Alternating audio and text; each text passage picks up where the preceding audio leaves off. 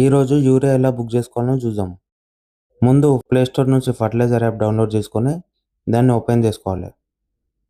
తర్వాత మీ passbook link ఉన్న number ఈడ ఎంటర్ చేసి కన్ఫర్మ్ కొట్టాలి.